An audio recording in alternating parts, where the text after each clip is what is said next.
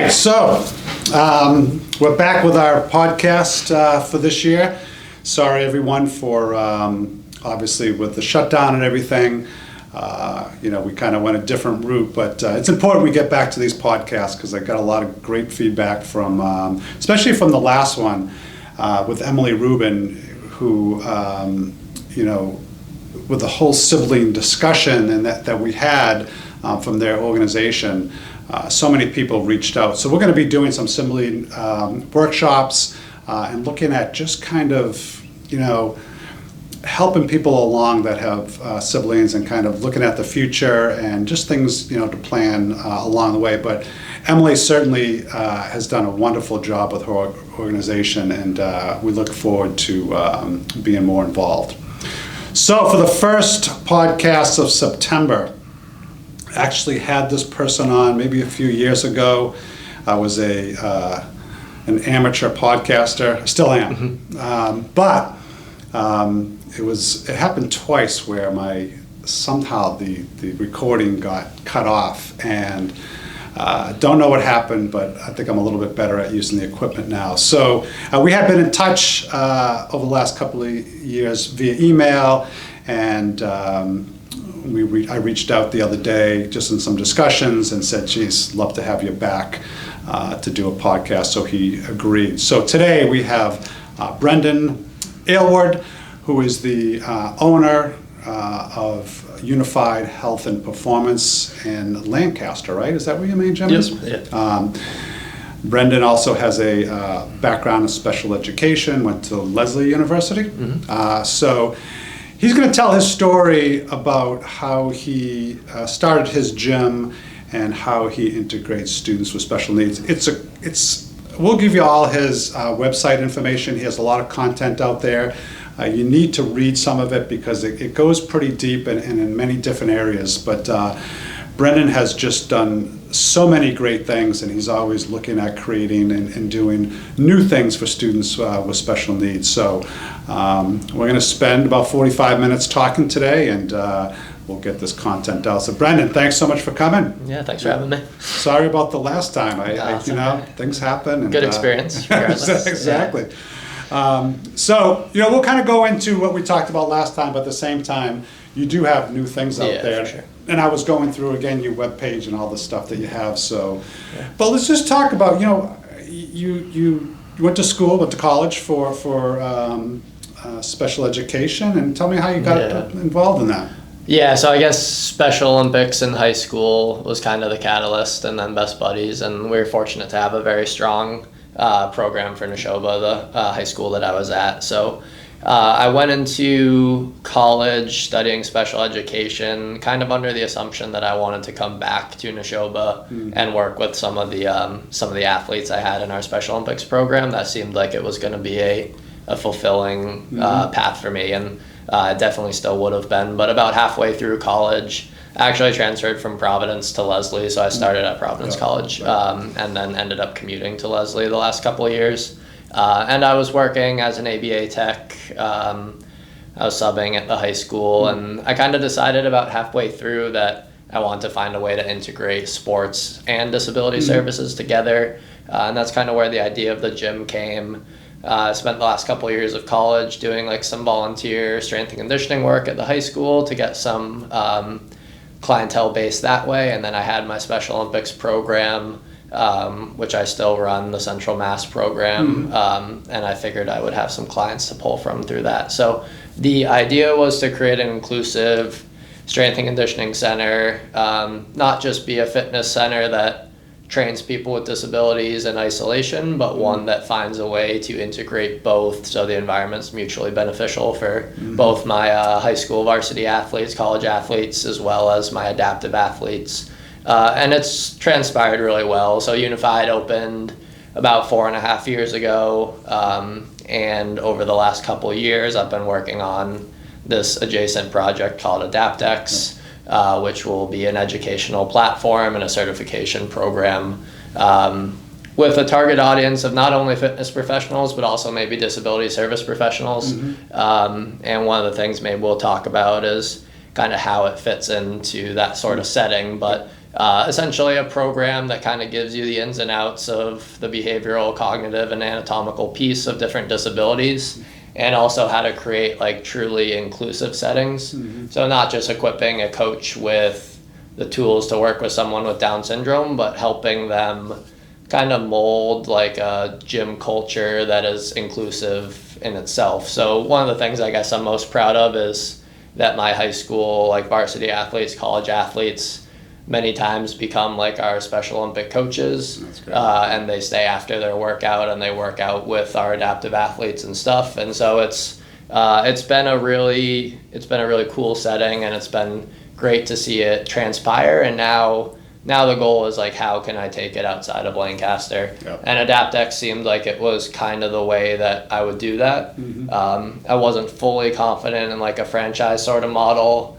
I'm a little more confident in that now, and so maybe that fits into the pieces as well. But there's a lot of different moving pieces for it, and we're trying to figure out what will create, like what will have the furthest reach and what will create the strongest business. So Great. Yeah, that's kind of It's and I think what the reason why we're here today is at least our missions are the same, either with LABB and inclusion. So what really attracted to me first to what you were doing was your gym and how you integrated students with special needs in the gym. Like you said, I mean, you can have like a gym, then do a special education class on the side, but you really looked at the mission of just making it, everybody works with each other. And that, I tell you, for the parents that we work with, for the students that we work with, districts, and just the community as a whole, that mission or that way of looking at students with special needs coming into your gym is not typical. I mean, you definitely had that because the experience that you had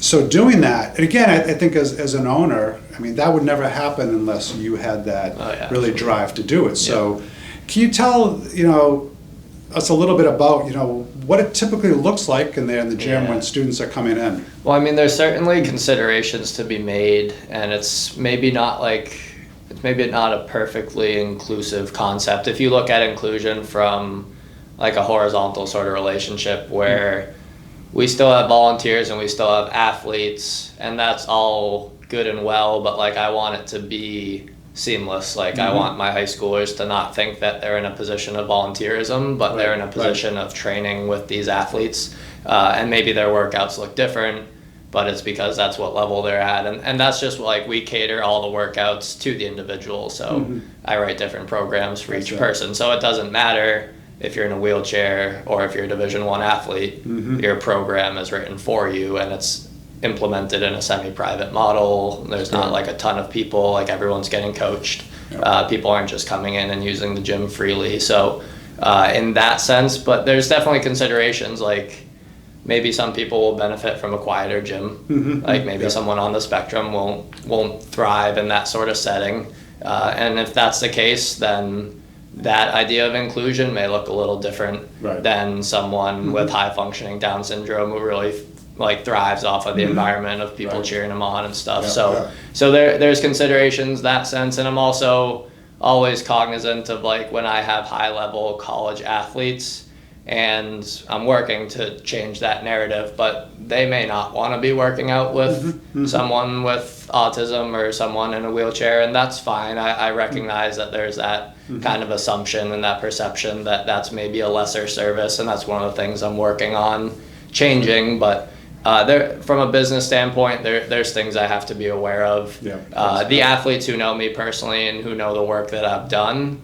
there never seems to be any issue with that. But if I get a new athlete, maybe we'll make sure the environment is something where they feel like they fit in with their peers, and it's not just like throwing them into a session where they have maybe someone scripting or maybe someone doing things that they're not used to experiencing. So getting to that point of like fully true inclusion, not sure when you get to that, because there's so many different people with so many different experiences that you have to cater to. So but we've had athletes with Down syndrome, young adults with Down syndrome that take our adult classes, and it's had a really nice trickle down effect to the adults who now say, oh, instead of like ignoring someone that I see out in public with a visible disability, I go out of my way to acknowledge them. So it's had that nice effect that's kind of spread throughout the community. So I'm hoping that can be implemented elsewhere. Well, you're creating a culture. I mean, that's ultimately what it is. I mean, just like our programs, we always had a philosophy of being in the public schools. Now, it has its challenges, just like what you explained. It's the same kind of challenges that you face, but it's always educating the people and growing up who are around it to kind of think differently and maybe how they want to interact. So again, it's just having that vision that you have is wonderful. How you get there, I mean, that may change a few times along the way. Well, one of the things that's a little tricky too, and you see it on Facebooks and the social medias, is that people will kind of like parade someone with a disability out, and then you see all those comments like, oh, like I'm so inspired. Right. And that's, that narrative is kind of plays into belittling the population, and they kind of end up with such low expectations. And that's why I think it's important that we put out content of our athletes with Down syndrome doing like really substantial accomplishments for anyone, not just because they have a disability, but they're lifting heavy, they're fully integrated into an adult class, like that type of stuff. I think people just feel obligated to like praise me for working with the population and praise them for just existing, where it's like, no, you want higher expectations. So that's where the content piece comes in, I think. I was gonna, look at the pictures. Obviously, I see some of our past students there and doing some training, and I did notice the weightlifting because,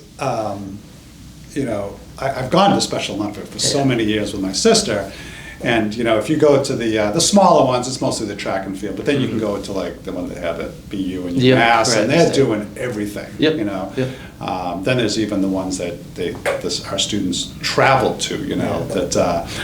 But it's funny, the weightlifting, I saw that they have to listen to some incredible weight. Yeah, the powerlifting competition's pretty legit. That's amazing. Yeah.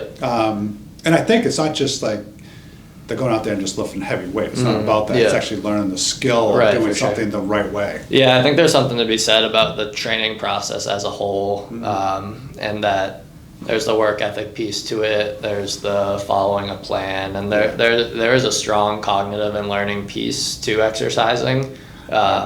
That I think carries over to other aspects of of life. So let me ask you this: the students are obviously the ones coming into the gym, but again, if I'm a parent or I'm a guardian, I'm thinking, okay, I may hear about your gym, or other kids with special needs go there, but I may feel reluctant only because I wouldn't want my son or daughter in an environment where they may not be.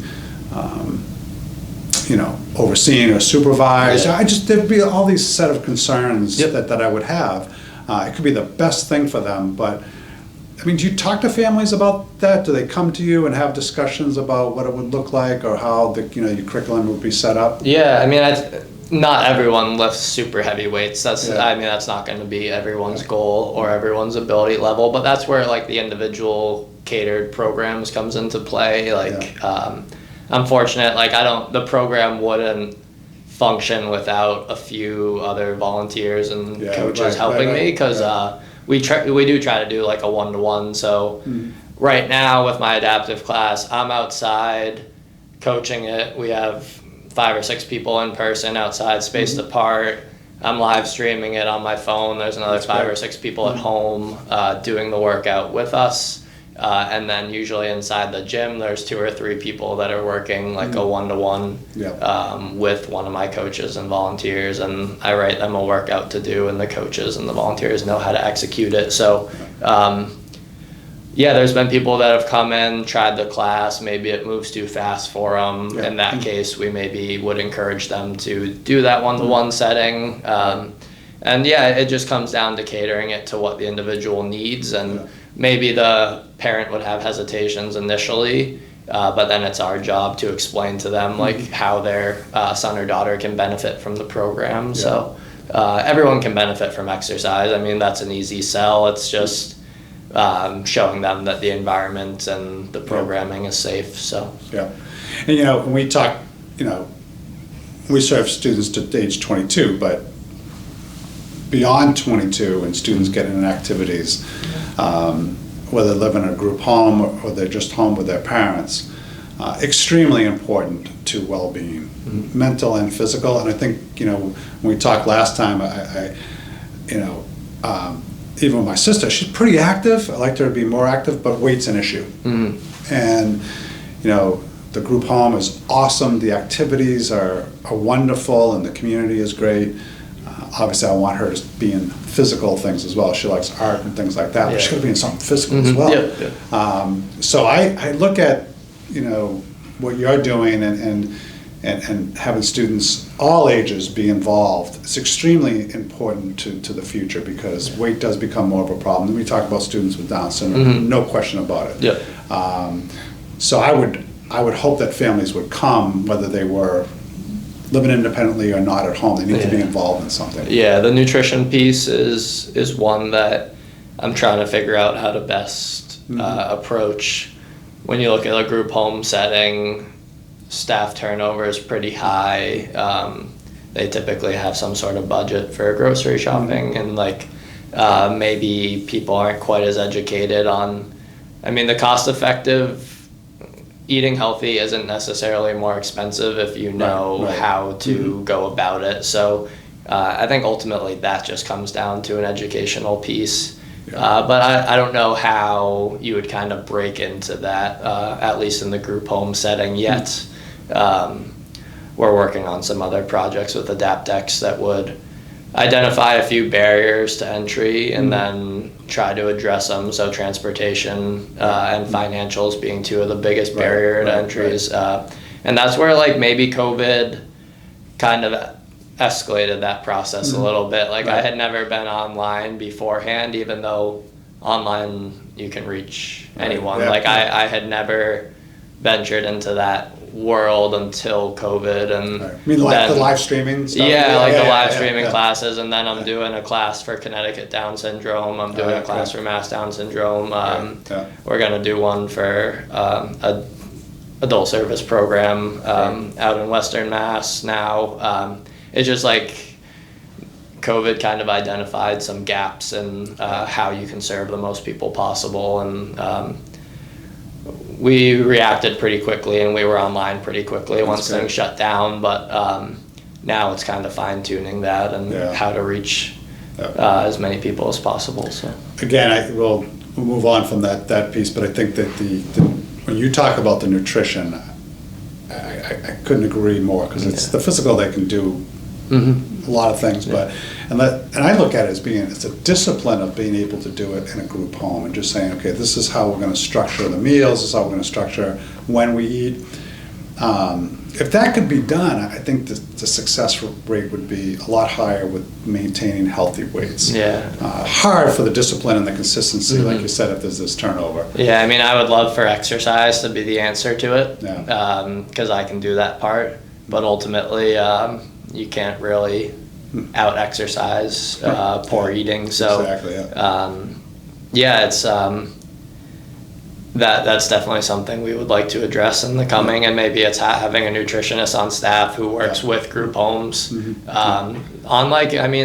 Just being told what to buy at the grocery store. It seems like it would be such a minute task, but if you're told what to do, you're a lot more likely to do it. And if you have one of the things we know from behavior change in terms of nutritional habits is just when your environment is better. When you have the bad food present, it's obviously you're going to eat it, but if that's not there, it's just creating the environment that you need to work towards that goal. So you say consistency, it's having the right foods in place. It's like you said, having the schedule of when you eat, what you eat. And I too, I think nutrition's great. Nutritionist meaning coming in and kind of setting it, but I almost look at it as being the person that needs to be in there. It needs to be a coach. So they're the one that's going in there and kind of motivating them and inspiring them and asking them the questions about how they're eating, when they're eating, because I think you can have the healthy food there, but the discipline's not there, and they're snacking throughout the day and all night, then it just becomes out of control.